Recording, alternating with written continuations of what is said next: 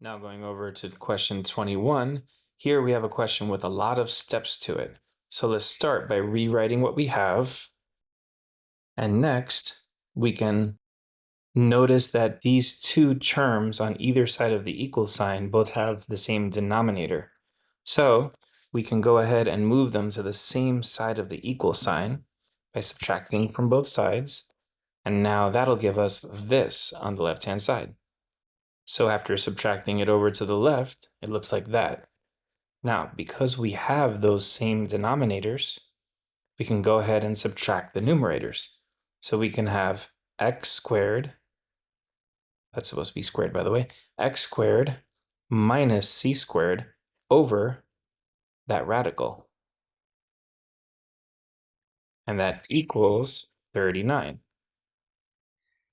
Now we can take a hint from the answer choices where we see 39 squared in a bunch of spots. So let's go ahead and just square both sides of the equation. So that'll get rid of the radical on the left-hand side, because if I have, let's say, a square root of something, and then I square the whole thing, it's going to get rid of that radical. So right now on the bottom, we've got x squared minus c squared. And on the top, we've got this whole thing right here squared. And obviously that's because if I have something squared, that's like writing it twice and multiplying it by itself. So let's write that in the numerator.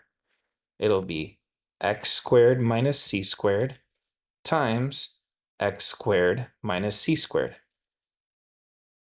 And this all equals 39 squared.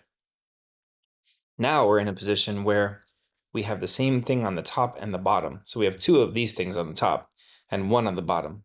So we can kind of cancel one set of them together. And that'll give us x squared minus c squared equals 39 squared. And now we need to get the x by itself. Well, first of all, because you can see in the answers that we only have c's and numbers, so it's kind of like we're solving for x. But definitely in some of these confusing situations with so many variables, if the question just says solve, it most likely means solve for x. So let's just go ahead and add c squared to both sides.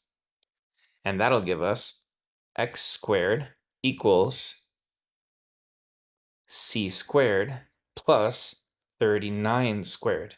Now I could have written 39 squared plus c squared, either way, but I'm looking at this answer that kind of has the two things added together, and I'm thinking that's most likely right. So that's why I chose to write it this way. Now, to get rid of the x squared, we can just take the square root, and we'll have x equals plus or minus, because when you take a square root of something, you get a plus and minus, square root of c squared plus 39 squared. And this answer right here is the minus side of those two outcomes. So the answer here is D.